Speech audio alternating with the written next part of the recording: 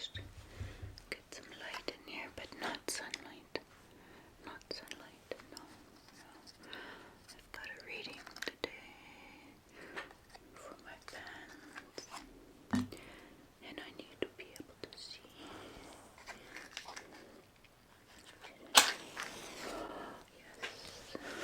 Yes, get some light.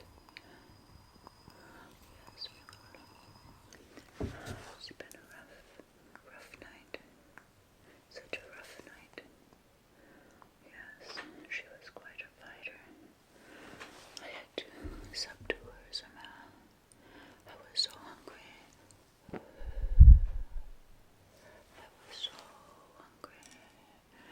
Yes, I was. She just wouldn't be still. No, I just don't. Send off my files.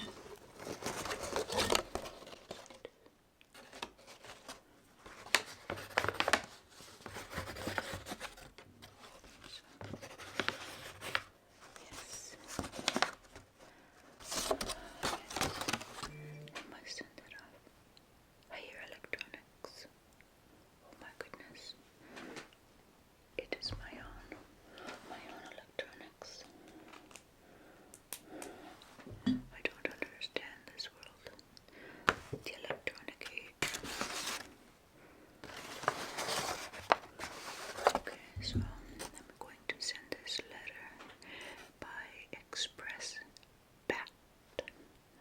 So I'm going to heat up the blood to seal my letter, because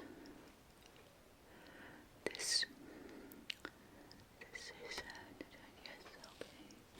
Now to add the droplets of blood. Yes, freeze-dried blood droplets mixed with wax will coagulate perfectly to seal my letter. That's right. Yes. So, such a difficult day, but when I was able to get up tonight and go out, get my hair done, I was so hungry. That hairdresser, she put up such a fight. It was very difficult to subdue her. But in the end, one good bite quieted her down. So now I must do my reading. And if I start to get hungry, maybe there will be someone left behind who could satisfy my hunger. Yes, perhaps. Oh, the blood is ready. The blood.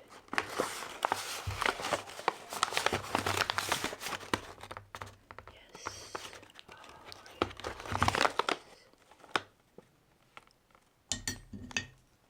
And my seal. My official seal. Yes. Now we'll send this by bat. Or perhaps Raven. Pay the extra money. Ravens do a better job. Put this in the outgoing post. Okay.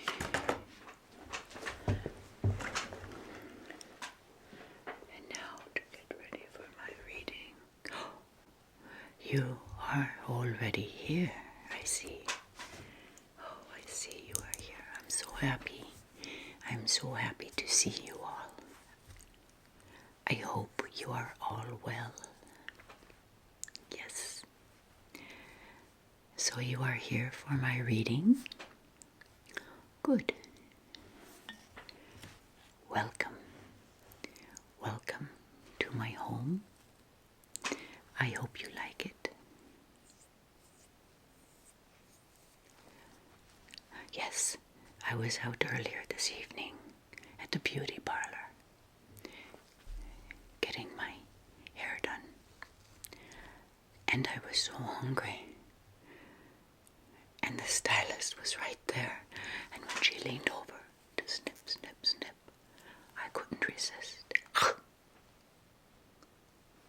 well, she put up quite a struggle.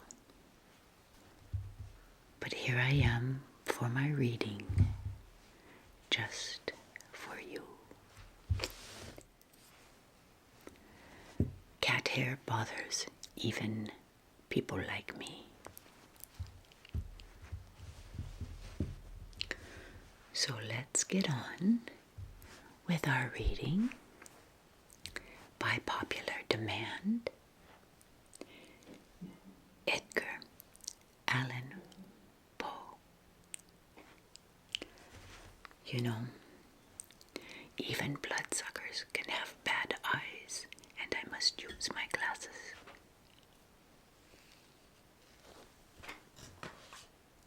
Tonight we read The Telltale Heart. Yes, this was your number one request. Thank you to all who responded.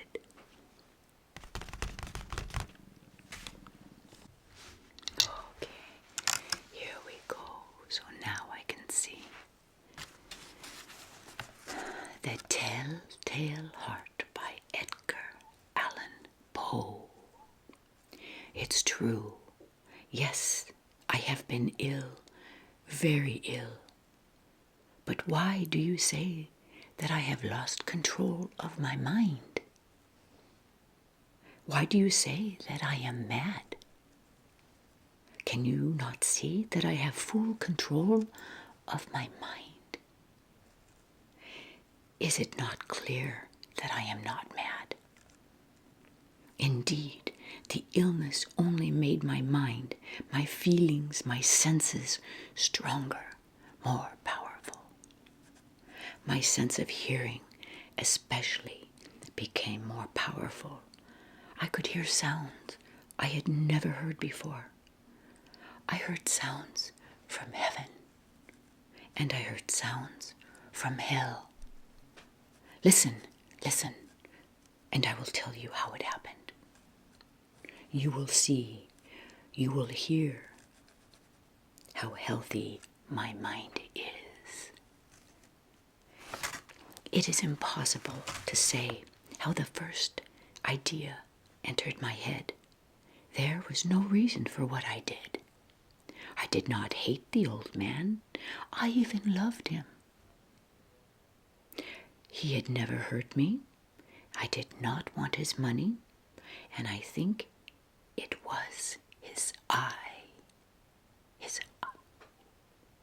His eye was like the eye of a vulture, the eye of one of those terrible birds that watch and wait while an animal dies, and then fall upon the dead body and pull it to pieces to eat it.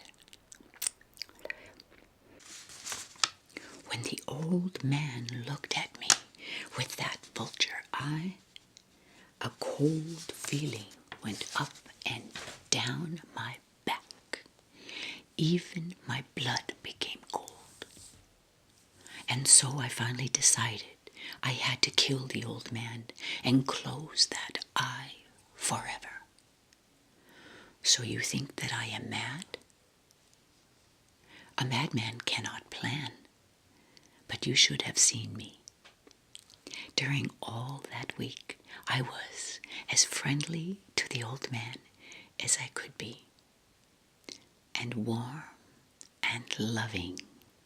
Every night, about 12 o'clock, I slowly opened his door, and when the door was opened wide enough, I put my hand in and then my head.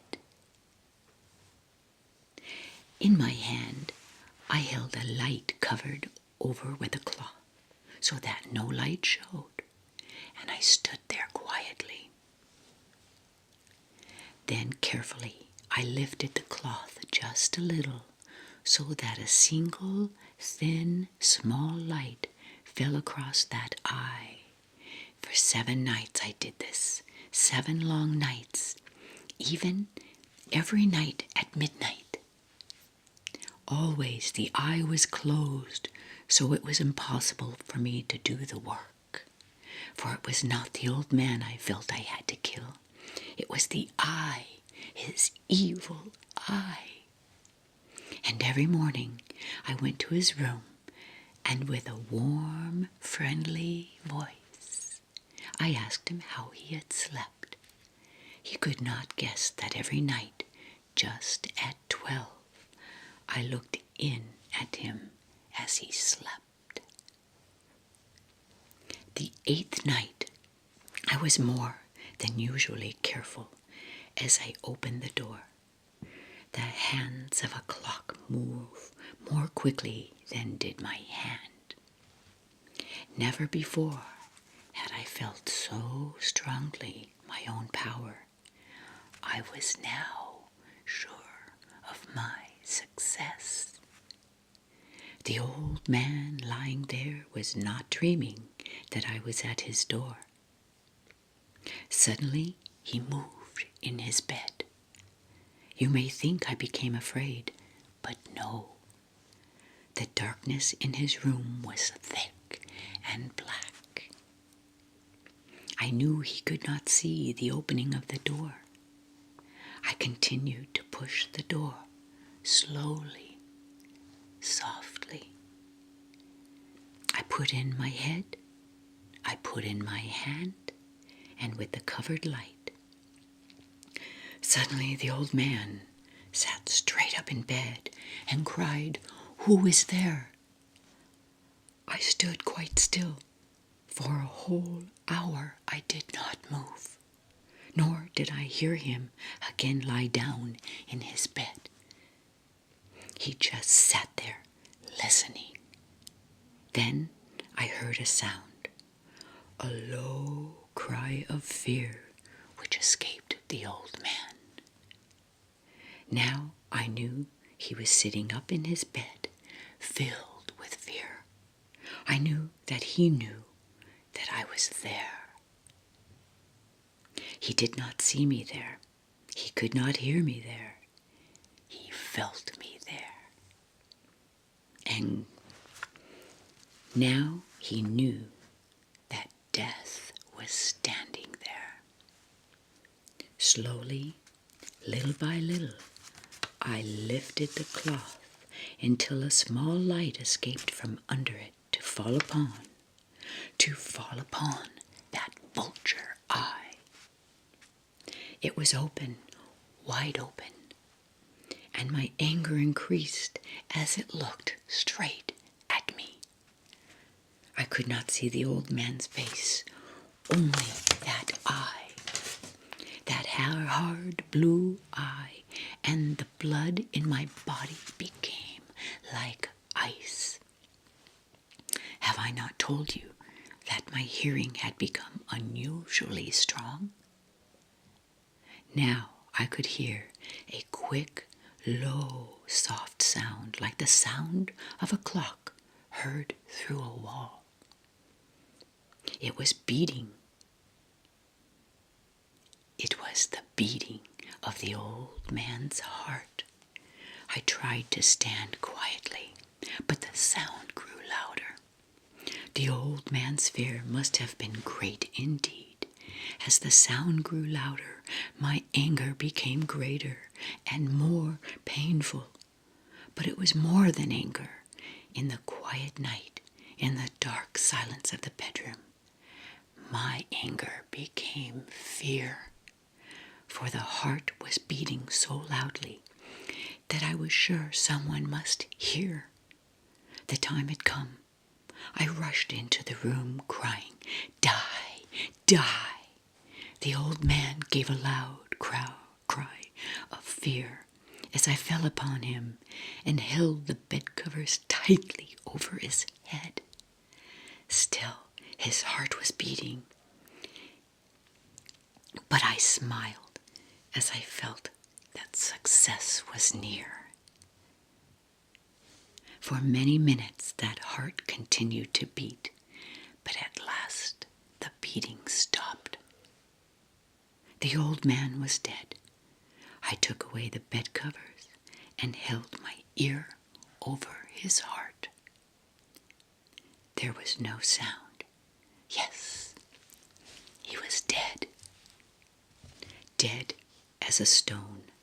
His eye would trouble me no more. So I am mad, you say? You should have seen how careful I was to put the body where no one could find it. First, I cut off the head, then the arms and the legs. I was careful not to let a single drop of blood fall on the floor. I pulled up 3 of the boards that formed the floor and put the pieces of the body there. Then I put the boards down again, carefully, so carefully that no human eye could see that they had been moved. As I finished this work, I heard that someone was at the door. It was now 4 o'clock in the morning, but still dark. I had no fear, however, as I went down to open the door. 3 men were at the door. Officers of the police. One of the neighbors had heard the old man's cry and had called the police, and these 3 had come to ask questions and search the house. I asked the policeman to come in. The cry, I said, was my own. In a dream. The old man, I said, was away. He had gone to visit a friend in the country. I took them through the whole house, telling them to search it all, to search it well. I led them finally into the old man's bedroom. As if playing a game with them, I asked them to sit down and talk for a while. My easy, quiet manner made the policemen believe my story, so they sat talking with me in a friendly way. But although I answered them in the same way, I soon wished they would go. My head hurt, and there was a strange sound in my ears. I talked more and faster. The sound became clearer, and still they sat and talked. Suddenly I knew that sound was not in my ears. It was not just inside my head. At that moment I must have become quite white. I talked still faster and louder. At that moment I must have become quite white. I still talked faster and louder, and the sound too became louder. It was a quick, low, soft sound, like the sound of a clock heard through a wall, a sound I knew well. Louder it became, and louder. Why did the men not go? Louder, louder. I stood up and walked quickly around the room. I pushed my chair across the floor to make more noise, to cover up that terrible sound. I talked even louder, and still the men sat and talked and smiled. Was it possible they could not hear? No, they heard. I was certain of it. They knew. Now it was they who were playing a game with me. I was suffering more than I could bear from their smiles and from the sound. Louder, louder, louder. Suddenly, I could bear it no longer. I pointed at the boards and cried, "Yes, yes, I killed him. Pull up the boards and you shall see. I killed him. But why does his heart not stop beating? Why does it not stop?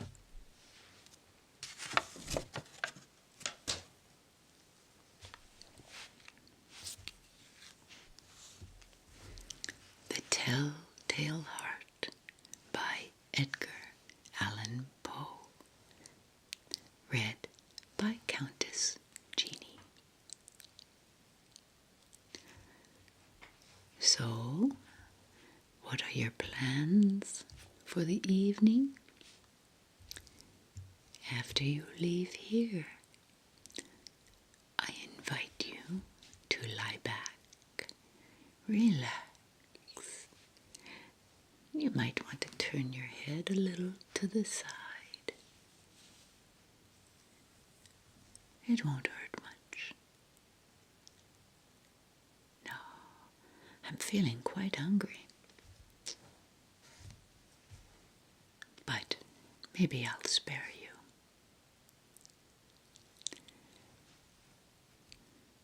Do you have plans for Halloween? A party, perhaps? Or do you take your little ones trick-or-treating? What are they dressing up as? I'd love to hear it. Little ghouls and goblins. Vampires? Vampires, perhaps? That's a very good costume. Yes, my favorite. So, I hope you enjoyed my little reading, friends. I hope you remain well and healthy. Please take your iron supplements so your blood is nice and rich, full of life-giving properties. Oh, I'm sorry, I digress.